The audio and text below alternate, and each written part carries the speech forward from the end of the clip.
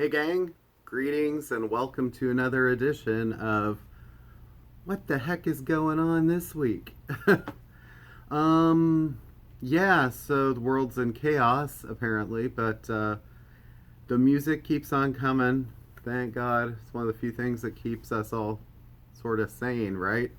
It's like your weekly retail therapy. Anyway, thanks for joining me for another edition of Electric Avenue's YouTube channel. Um, so, uh, gotta say big ups, first of all, to Mark Lanigan, rest in peace, and also Gary Brooker, rest in peace. I mean, it's not been a good time for musicians, and oh gosh, I guess we also had the lead singer of the Sadies. I mean, it's just we've had so many more musicians now hitting moments of notoriety in their careers that when they go, it's like a constant flow of names, really. So we're saying goodbye to Whiter Shade of Pale and the guy from Screaming Trees, who Mark had. If you haven't listened to his solo stuff, I mean, he had several really good solo records, and especially in the last 15, 20 years, I thought, and the stuff he did with Gutter Twins, Greg Dooley. Great albums, and it's very sad that that happened at such a young age. If you call 57 a young age, but anyway, on that note, let's get to the new releases. I'm going to make this sort of a short video today because there's not a lot of stuff.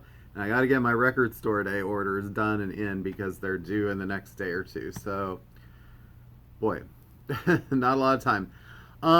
Okay, so the big release this week, I suppose, that I've been harping on and talking about for a little while now, is the new Tears for Fears album called The Tipping Point. And this is their first album in 17 years. It's been quite a while. Very cool cover art. This is the indie exclusive on green vinyl. Comes with a special lithograph.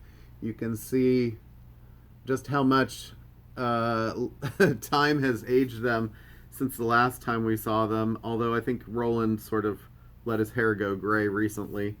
So most of this record is kind of the culmination of a stop and start and restart of an album, and Roland's wife passed away in 2017, I believe. They'd been together since they were teenagers, and it was a case of alcoholism and sort of dementia on top of that. She was still in her 50s, I believe, at the time, so that was kind of a tragic event, and that sort of infuses a lot of the music on this album.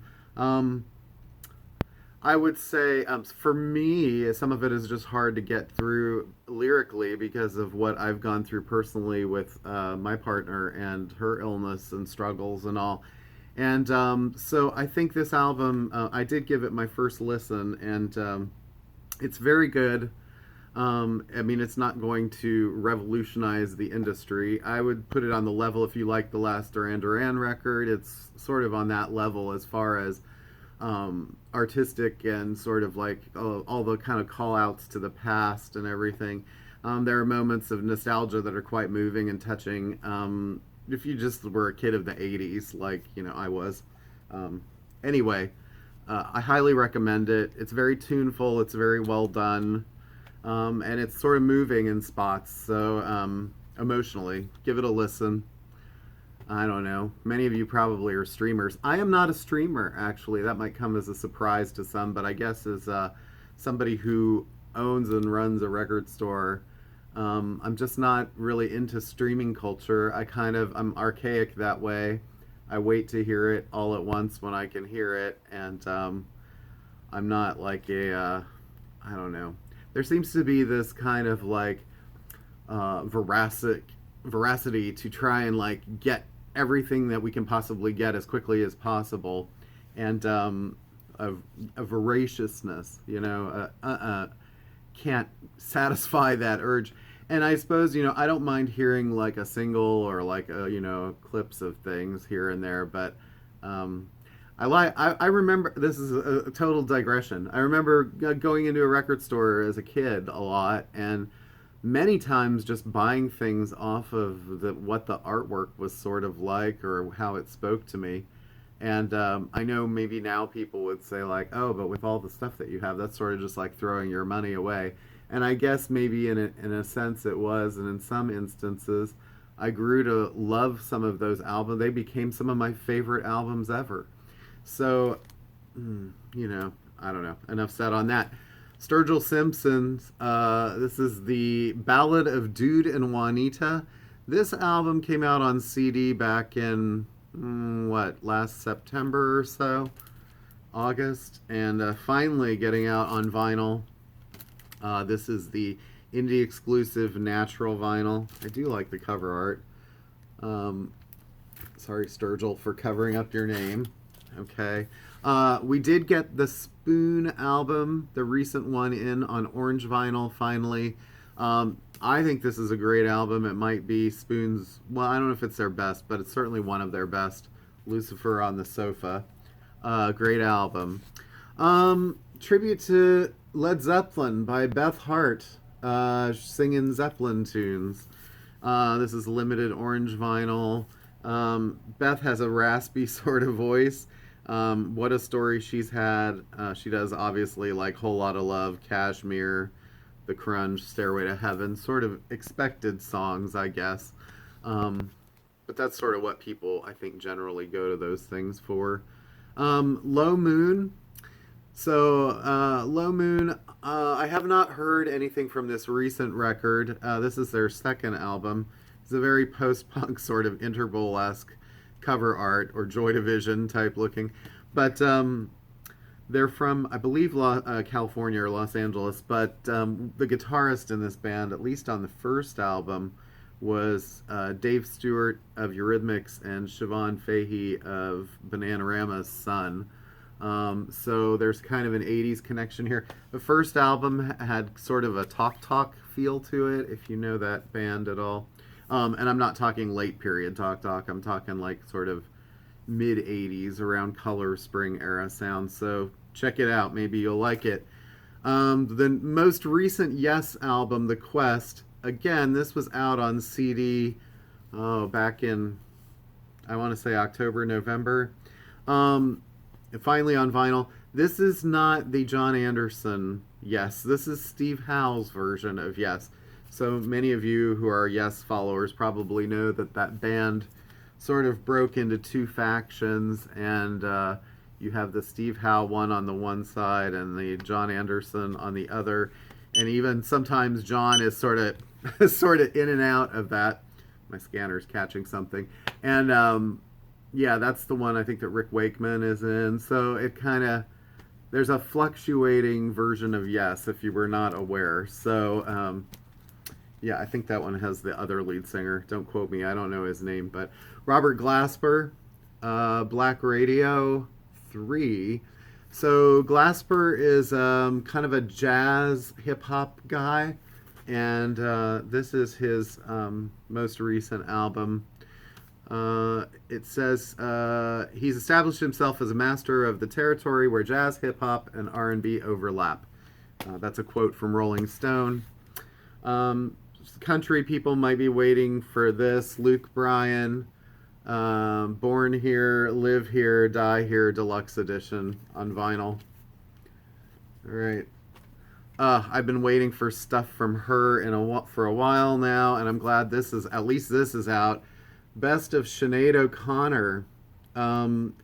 So this is like the greatest hits album that came out in the early 90s. You can see what's on it. I don't know if that's good enough, but she, her first couple albums have been in and out of print.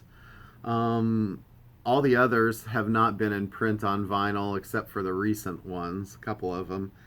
And with all the problems that she has, I don't know if this has got to be a record company issue, and she probably doesn't have anything to do with this. But it does start with Nothing Compares to You, and it has songs like Mandinka, Troy, Fire on Babylon, Heroin, Don't Cry for Me, Argentina, even. This is a great sort of early career highlights record of hers. So And it's on clear vinyl. So mastered by Alchemy at Air Studios. First time on vinyl. Kesha. So this is her most recent album, which is finally out on vinyl about 2 years after it came out. This was called High Road. Her post Dr. Luke situation. This is the one that had Raising Hell featuring Big Frida. Yeah. I don't know what to say about that. If you know Kesha, you know Kesha. They Might Be Giants. Reissue of their album Mink Car. This is on white vinyl. First time on vinyl, apparently. Features an appearance from Dodie. Japanese bonus track. Oh, sorry, that's only on the download card. My bad. 6 a.m. hits. Nikki Sixx of Motley Crue, his other band. Limited color vinyl, 20 songs of hits, new and unreleased tracks. I think that had been delayed a few times. In the RSD Essentials, there's The Moldy Peaches, The Origin Story. I think that there's more RSD Essentials that are on the way today. I want to say there's a couple from Goblin, and I think there's maybe another horror film. Don't quote me on that, but there's stuff coming that are very limited pressings. I'm not really sure. I guess what RSD Pressings is sort of involving is that Record Store Day is getting involved in sort of making some of these rare vinyl records that have been difficult to get.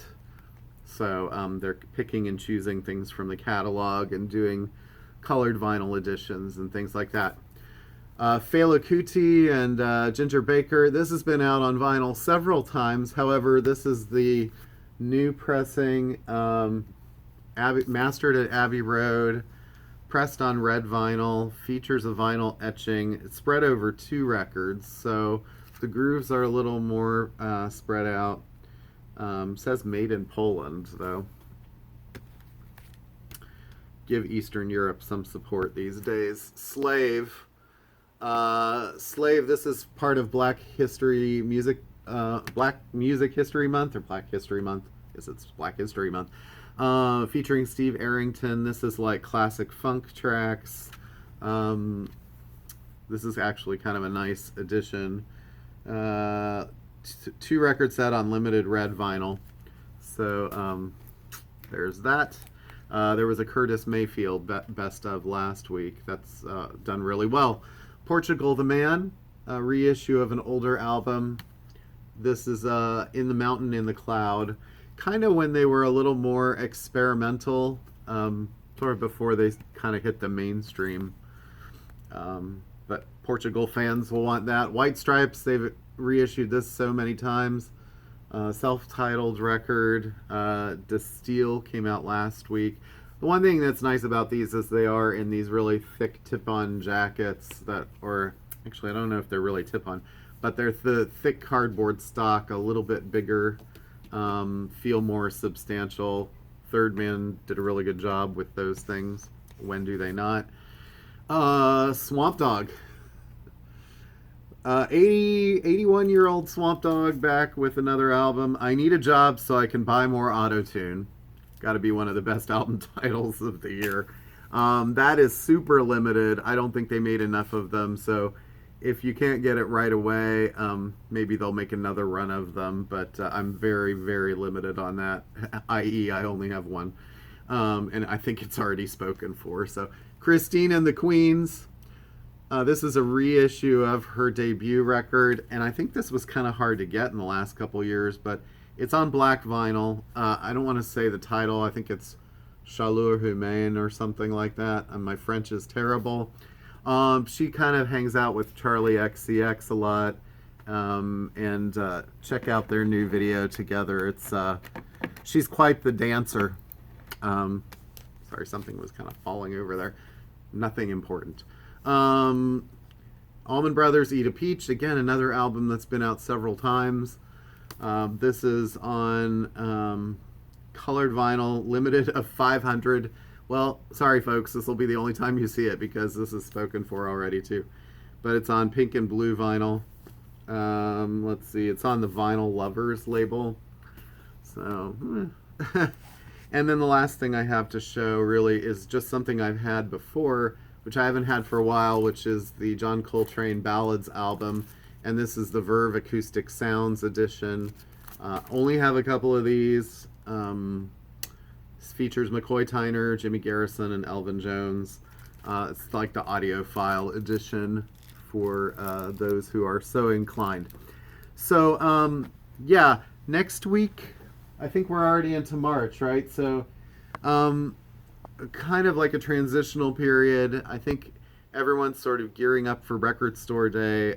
You've probably been seeing that some things were already being postponed to the June 18th drop date, namely being the Pearl Jam Live on Two Legs, and the Prince now has joined that, the Gold Experience, which I just played that album again the other day, and my copy on CD, and I forgot. I mean, I don't really forget, but really, I just want to say that is probably his best album of the 90s, going on a strictly like song for song basis. I know a lot of people who love Diamonds and Pearls and The Symbol. Those are great. And Emancipation had some good parts. Come was a pretty good album. Everything else was sort of, meh, you know. But in particular, the Gold Experience, the only reason that album was not a bigger success, really there were two reasons. One was he was fighting with Warner Brothers at the time, writing Slave on his face. They didn't want to promote it, so they really didn't give him much airtime and much of a push. The other thing is that the song "The Most Beautiful Girl in the World," which was a #1 hit about 18 months prior, which was released on his own NPG label as a single, that song was a massive hit, and it was supposed to go on Gold Experience. So the version that's on the album is slightly different. It feels like it was re-recorded for that, and sort of like what Taylor Swift is now doing. And because it was so far after the single release, like a year and a half, I think he even released another album. I think Come might have come out in between those two releases. It seemed like, in a sense, like he was just sort of tacking it on the album to try and sell it. And that was sort of unfortunate too, but it was probably supposed to come out much earlier.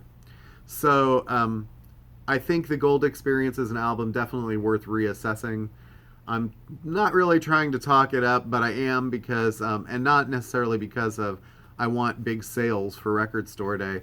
I just think people need to realize what an incredible record that is, and you know, even the title track is sort of like about as close as he got to Purple Rain the song territory since then.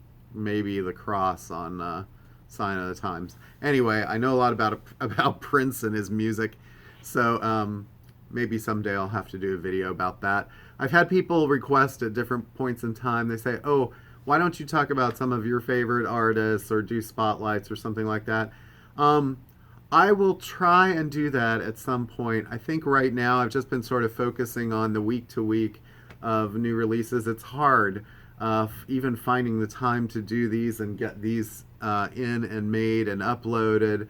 And so finding the time and then knowing what I want to talk about, and knowing that when I do it that I need to know what I'm talking about. And because, you know, it's tough. You don't want to be sort of like criticized constantly by your viewers, and it happens to a little extent, and I don't really mind it, because at this point, because I'm not going into uncharted territory too much, and I'm trying to make sure that my pronunciations are correct, because it drives me crazy watching some of these videos where people are like, it's like, did you even look at what you had in the pile before you started doing this video to know how to say their names or whatever? I mean, that's frustrating. So I don't know, maybe I'm too OCD about that. But anyway, thank you very much. 20 minutes of your time, much appreciated. Have a wonderful weekend, and try to stay positive about the world. I know there's a lot of crap going on right now. So, all right, take care. Thank you all so much, and thank you for your support and continuing and watching these. Peace.